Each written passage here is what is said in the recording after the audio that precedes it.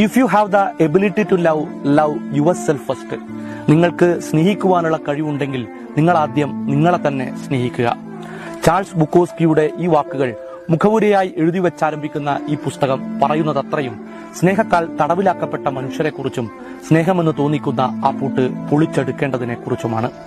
പ്രണയത്താലും വിവാഹത്താലും സൗഹൃദത്താലും മറ്റനേകം ബന്ധങ്ങളാലും തടവിലാക്കപ്പെട്ട എത്രയോ മനുഷ്യർ നമ്മുടെ ചുറ്റിലുമുണ്ട്.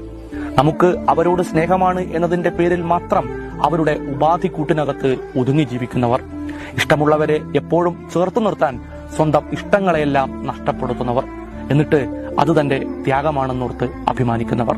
പ്രിയപ്പെട്ടവരെ, ഈ പുസ്തകം പറയുന്നതത്രയും നിങ്ങളോടാണ്. നിമ്ന വിജയ് എഴുതിയ ഏറ്റവും പ്രിയപ്പെട്ട എന്നോട്.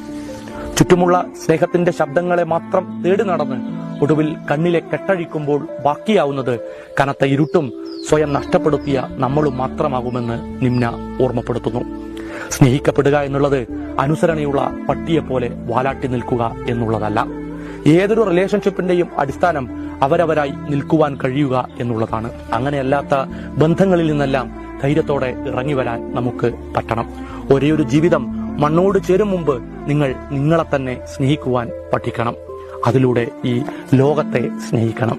പ്രിയപ്പെട്ടവരെ, വായിക്കുക,